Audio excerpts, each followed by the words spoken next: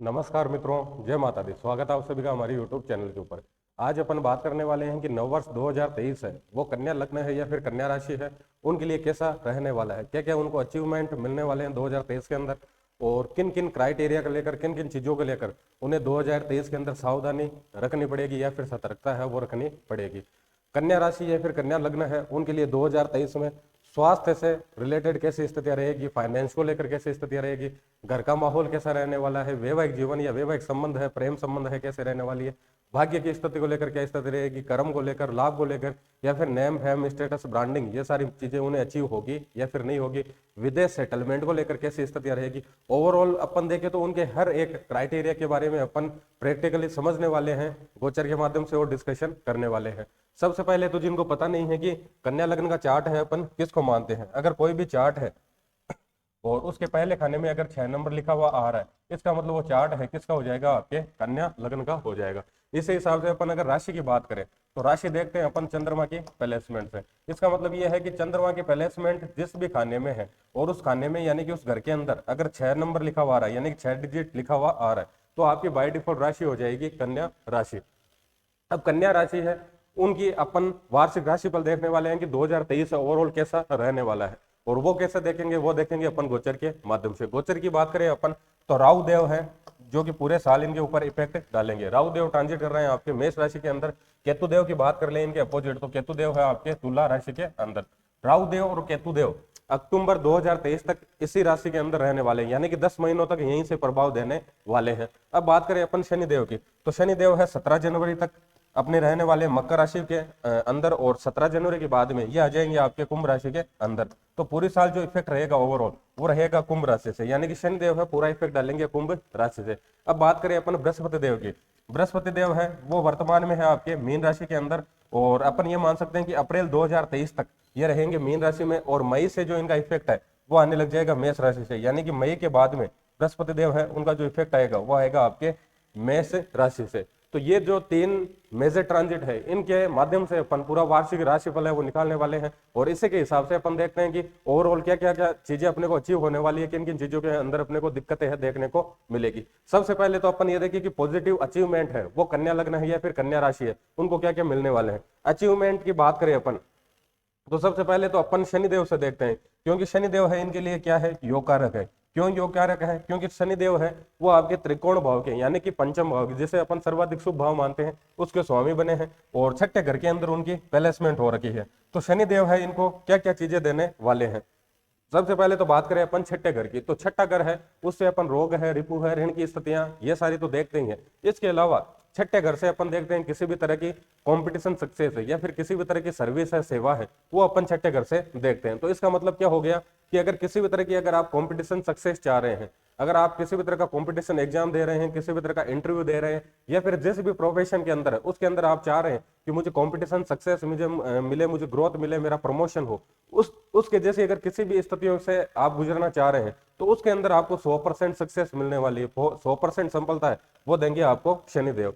शनिदेव है आपको हर तरह की कंपटीशन सक्सेस देने के लिए तैयार है 2023 के अंदर। इसके अलावा और बात करें अपन, शनिदेव यहाँ पर तो प्लेसमेंट है ही है, शनिदेव की 7वीं दृष्टि आएगी आपके 12वें घर के ऊपर। इसके अलावा उनकी जो 10वीं दृष्टि है वो आएगी आपके तीसरे घर पे।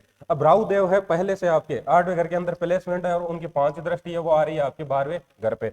और राहु देव है उनकी भी बात कर ले अपन, तो उनकी जो 9वीं दृष्टि है वो आ रही है आपके चौथे घर पर।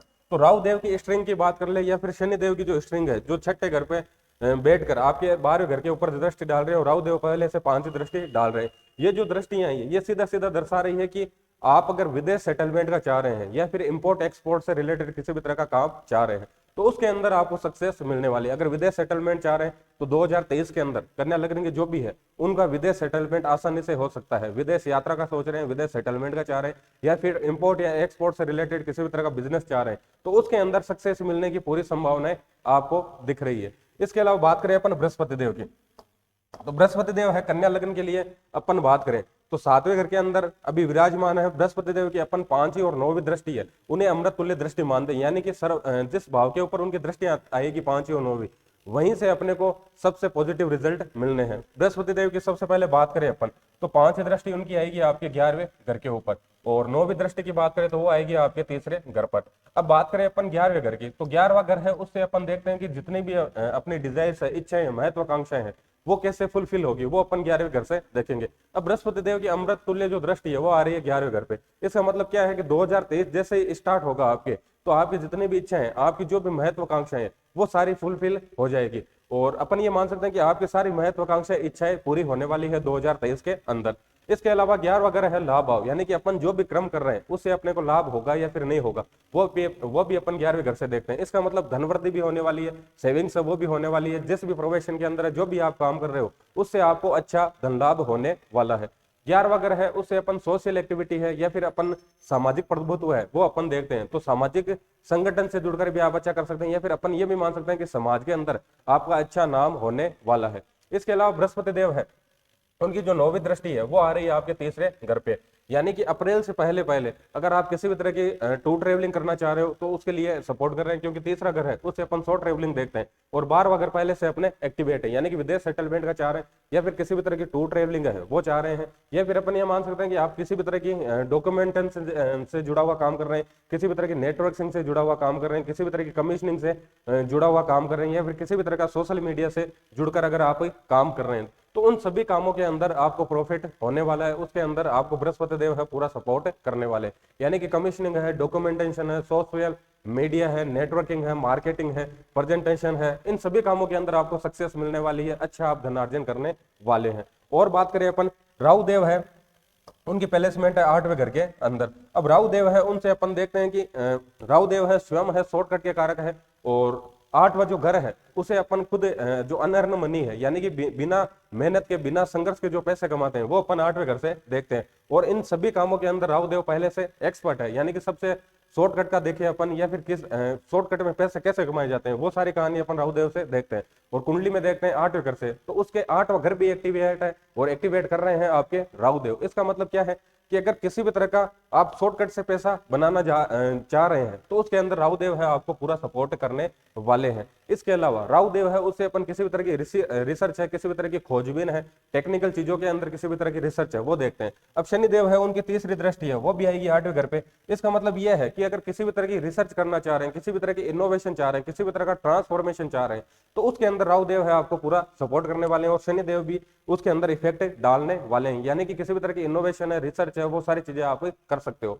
इसके अलावा और देखिए अपन, तो राहु देव है, राहु देव के साथ में अप्रैल बाद में, यानी कि मई से बृहस्पति देव है, इनकी भी 8वें घर के अंदर प्लेसमेंट हो जाएगी। और 8वें घर से बृहस्पति देव की प्लेसमेंट हो जाएगी तो 5वीं दृष्टि आएगी इनके 12वें घर पे, 9वीं दृष्टि है वो आएगी आपके 4थे घर पे। इसका मतलब क्या है, सबसे पहले विदेश सेटलमेंट का तो मैं आपको बता चुका हूं। अब राहु देव और बृहस्पति देव दोनों 8वें घर के अंदर उनकी प्लेसमेंट हो चुकी है। शनि देव है पहले से 12वें घर को देख रहे हैं। 12वां घर किसका है? 12वां घर है व्यय भाव। अगर अपन किसी भी तरह का खर्चा है, किसी भी तरह का इन्वेस्टमेंट है वो देखते हैं, तो वो है आपके 12वें घर से। अब 12वें घर से आपके तीन ग्रह का इफेक्ट आ रहा है, शनि देव का इफेक्ट आ रहा है, राहु देव का इफेक्ट आ रहा है, और आपके बृहस्पति देव है उनका इफेक्ट आ रहा है। तो इसका मतलब क्या है कि आप किसी भी तरह का इन्वेस्टमेंट कर सकते हो, आपके खर्चे होने वाले हैं। अब खर्चे किन चीजों से रिलेटेड हो गए? आपके जो 9वीं दृष्टि है बृहस्पति देव की, और अपन बात करें राहु देव की, इन दोनों की जो 9वीं दृष्टि है वो आ रही है आपके 4थे घर के ऊपर। यानी कि आप किसी भी तरह की प्रॉपर्टी परचेजिंग करना चाह रहे हैं, किसी भी तरह का प्रॉपर्टी के अंदर इन्वेस्टमेंट करना चाह रहे हैं, या फिर किसी भी तरह का घर में कंस्ट्रक्शन का काम करवाना चाह रहे हैं, या फिर अपन ये मान सकते हैं कि किसी भी तरह का वाहन खरीदना है, कंफर्ट लग्जरी से जुड़ा किसी भी तरह का संसाधन आपको खरीदना है, तो उसके लिए बृहस्पति देव, राहु देव आपको पूरा सपोर्ट कर रहे हैं। अपन ये भी मान सकते हैं कि 4था घर एक्टिवेट है, 8वां घर एक्टिवेट है, और 12वां घर एक्टिवेट है। 4था, 8वां, 12वां, ये जो स्ट्रिंग है इसको अपन लेते हैं मोक्ष त्रिकोण भाव। यानी कि आपके मोक्ष त्रिकोण भाव है वो भी क्या हो रहा है, पूरा का पूरा एक्टिवेट हो रहा है। यानी कि आप किसी भी तरह का अपन ये मान सकते हैं कि आध्यात्मिक होकर, या फिर जितने भी पराविद्याएं है, रहस्यमय विद्याएं हैं, उनको सीख कर कुछ अच्छा करना चाह रहे हैं, उनके अंदर किसी भी तरह की इनोवेशन चाह रहे हैं, या फिर लाइफ के अंदर बहुत बड़ा नया जीवन स्टार्ट करने जा रहे हैं। अपन ये मान सकते हैं कि जीवन के अंदर बहुत बड़ा अगर ट्रांसफॉर्मेशन चाह रहे हैं, पॉजिटिव बदलाव चाह रहे हैं, तो उसके लिए भी ये ग्रह गोचर है आपको पूरा सपोर्ट करने वाले हैं। अब किन चीजों को लेकर आपको सावधानियां रखनी चाहिए, सतर्क हो जाना चाहिए, कौन सी गलतियां आपको 2023 के अंदर नहीं करनी चाहिए? सबसे पहले तो बात करें अपन, तो केतु देव है, उनकी प्लेसमेंट है आपके दूसरे घर के अंदर। राहु देव है, उनकी भी दृष्टि आ रही है दूसरे घर के अंदर। दूसरा घर है वो है अपने वाणी का, और अपने खान पान का, अपने कुटुंब का। तो केतु देव की उनकी प्लेसमेंट है, केतु देव की प्लेसमेंट है, राहु देव की दृष्टि आ रही है, तो इनको अपन अच्छा कंसीडर नहीं करते हैं, अच्छा अपन इनको नहीं मानते। तो इसका मतलब क्या है कि आपको खान पान पर विशेष रूप से ध्यान देना है और वाणी है उस पर विशेष रूप से ध्यान देना है, यानी कि किसी भी तरह की गाली गलौच है उसका प्रयोग ना करें। खान पान में आप सात्विक भोजन है वही आप प्रयोग में ले, यूज के अंदर ले। इसके अलावा और देखिए तो कुटुंब से रिलेटेड जो भी जिम्मेदारियां, कुटुंब के साथ में आपके रिलेशन अच्छे होने चाहिए। इसके अलावा और बात करें तो आपके छठा घर शनिदेव एक्टिवेट कर रहे थे, इसके अलावा राहु देव पहले से प्लेसमेंट है उनकी तो वो भी एक्टिवेट कर रहे हैं। राहु देव शनिदेव की दोनों की दृष्टि आ रही है आपके 12वें घर पे, यानी कि छठा, 8वां और 12वां जो त्रिक भाव है जिसको अपन नेगेटिव हाउस मानते हैं, वो तीनों भाव आपके एक्टिवेट हो रहे हैं पूरे साल के अंदर।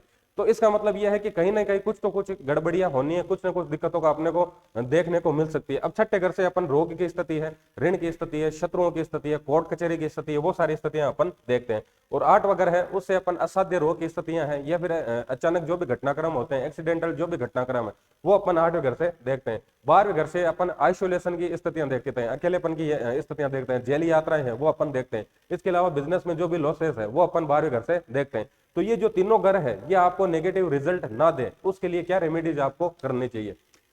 सबसे पहले तो छठे घर की बात करें तो छठा घर है सेवा का, यानी कि जहां पर अपन सर्विस कर रहे हैं, और शनिदेव है स्वयं क्रम के कार्य का, यानी कि जिस भी प्रोफेशन के अंदर जो भी आप जॉब कर रहे हैं वहां पर अपनी जिम्मेदारियां ईमानदारी से निभाए, काम को लेकर किसी भी तरह की लापरवाही है आप ना बरतें। और बात करें अपन 8वें घर की और 12वें घर की, 12वां घर है उससे अपन किसी भी तरह का गुप्त चीजें हैं वो 12वें घर से देखते हैं और 8वें घर से भी अपन गुप्त चीजें देखते हैं। इसका मतलब क्या है कि अगर आप हिडन डोनेशन है देते रहे, गुप्त दान है समय से देते रहे, तो आपको कहीं ना कहीं 8वां घर है और 12वां घर है वो आपको परेशान नहीं करेगा। इसके अलावा अपन और बात करें तो 12वां घर है आइसोलेशन का, अकेलेपन का है, 8वां घर ट्रांसफॉर्मेशन का है। तो ये जो एनर्जी है इसको आप पॉजिटिवली यूटिलाइज कर सकते हो। कैसे कर सकते हो? अगर आप किसी भी तरह का योगा है स्टार्ट कर देते हो, किसी भी तरह का मेडिटेशन है स्टार्ट कर देते हो, किसी भी तरह का मंत्र जाप है वो स्टार्ट कर देते हो, या फिर किसी भी तरह की स्पिरिचुअल जर्नी है यानी कि मंदिर रेगुलर जाना स्टार्ट कर दिया, किसी भी तरह का स्तोत्र पढ़ना स्टार्ट रेगुलर कर दिया, रूटीन के अंदर अगर आप 30-40 मिनट या 1 घंटा है स्पिरिचुअल जितने भी एक्टिविटी है उनको अगर देना स्टार्ट कर देते हो तो आपको छठा, 8वां, 12वां अगर आपको दिक्कत नहीं देगा।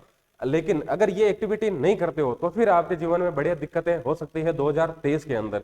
बाकी ओवरऑल देखें तो आपके लिए समय है शानदार रहने वाला है, 2023 गोल्डन टाइम पीरियड रहने वाला है। अब आप पर है कि ये आप इसको कैसे यूटिलाइज करते हो। धन्यवाद।